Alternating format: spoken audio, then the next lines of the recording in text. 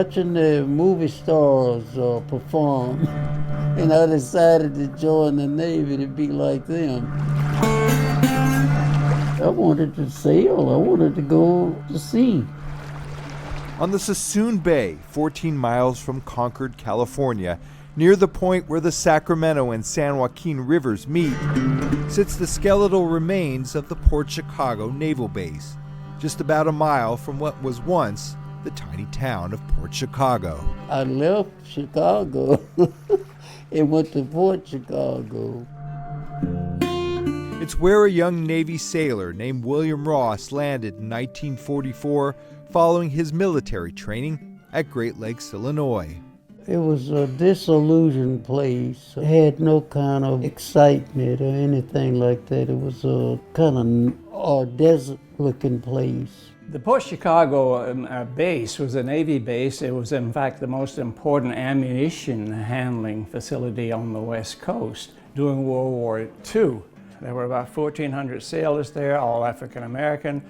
The officers were all white.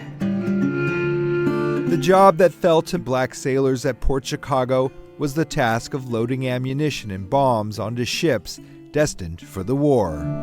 My job was loading ships, torpedoes and depth charges, and just every kind of ammunition that the Navy's using. It was very dangerous. You know, that's the thing that constantly stayed on your mind. Neither the officers nor the sailors had had any preparation or training in ammunition handling. You loaded the ammo on the boat, and it was a terrible thing. I mean, you wondered, is this it? Is this it? Is it going to explode? They called them the loading officers, and they had to tell us what to do, but they didn't know what to do any more than what we did. Richard Soublay's father, Morris Soublay, was a chief boatsmate working on one of the munition details. I think he told me once, we know that inevitably something was going to happen. We just didn't know when, and we didn't know how.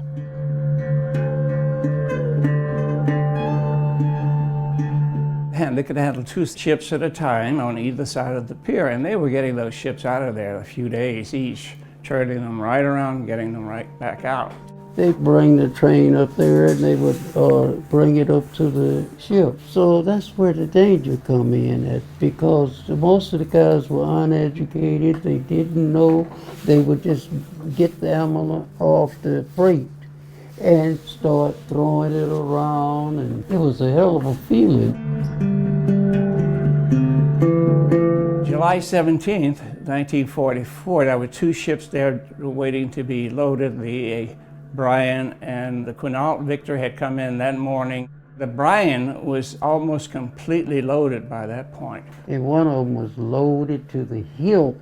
When in the next morning it was leaving. It was leading out of there loaded down. I was at my barracks. I just took a shower at close to 10 o'clock. And the darn thing just blew up. It just exploded.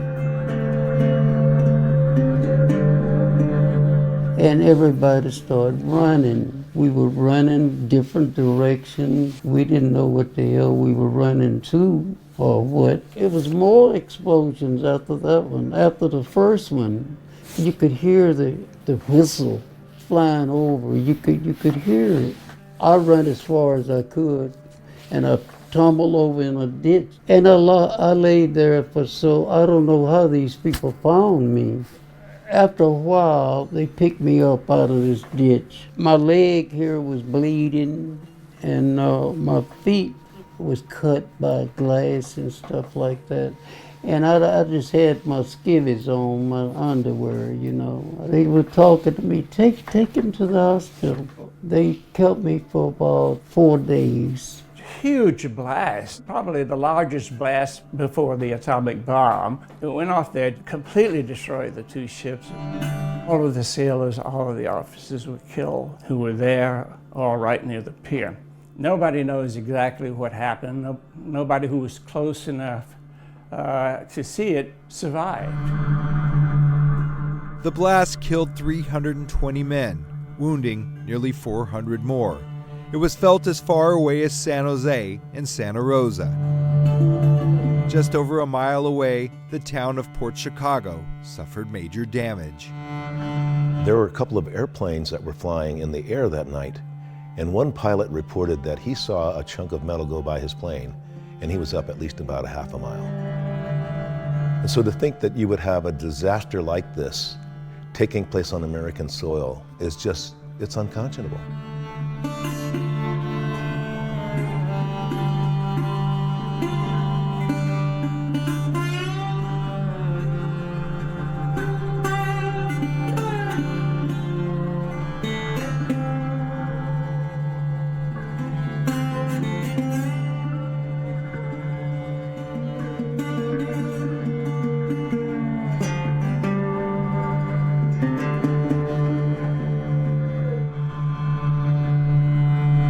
The day after the explosion, Morris Sublé was called on to clean up.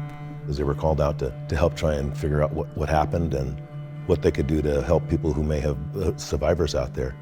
And what they found was just carnage.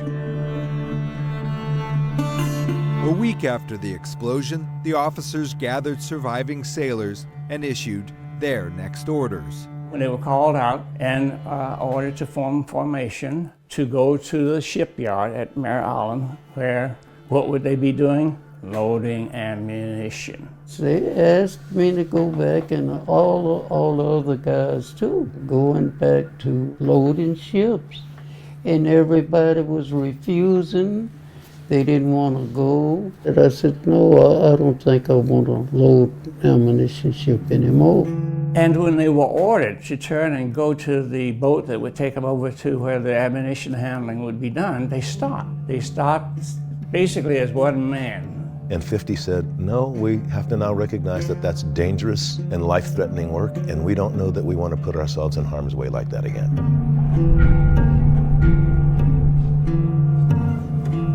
50 of the men who refused to report to the nearby Mare Island Navy base to resume loading ammunition and bombs were charged with mutiny and faced a court-martial trial.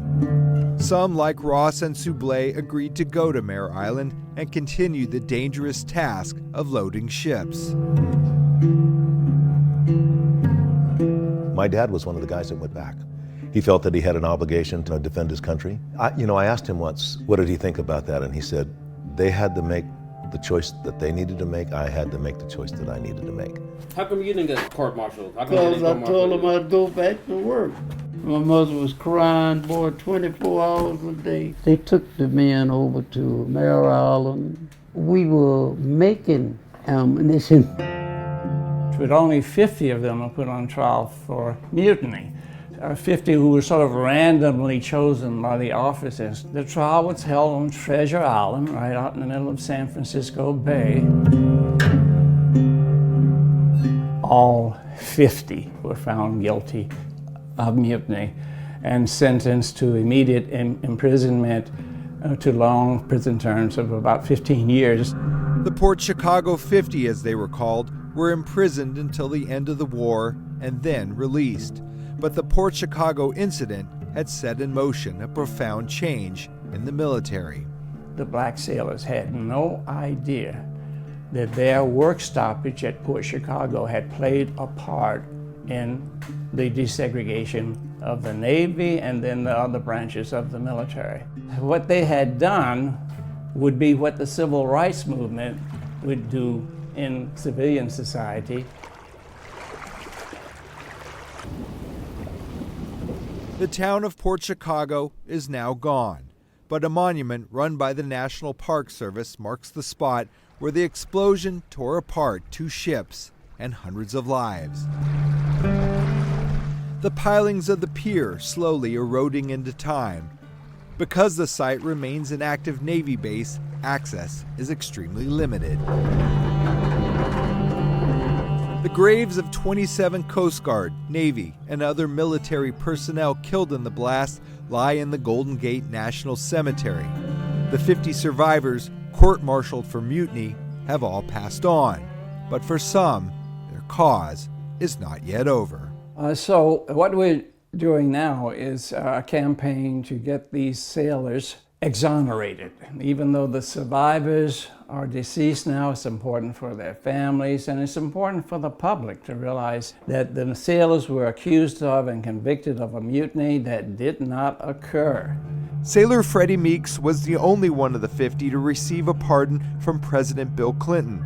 He was also the only one to petition for a pardon during his lifetime. But supporters are pushing for the remaining sailors to also be exonerated. Here we are 75 years later, and we still haven't found the compassion to pardon those other 49 people for what the government considered to be an injustice towards this country, when it was really an injustice towards those sailors. That's Port Chicago. What was left of it? 92-year-old William Ross lives in Santa Ana, California, with his son Marquise, also a Navy man. What's this right here? Trash. This is after the explosion? Ross hasn't stepped foot on Port Chicago since the day of the explosion. It's only recently he's felt a desire to see it once again. Yeah, I wish people would know about it, you know, to know the danger and everything these guys were facing, you know. There's a theater right there. I was there, man. I was there. I was so happy to get away from there. I said, well, I'm lucky, you know, I'm lucky.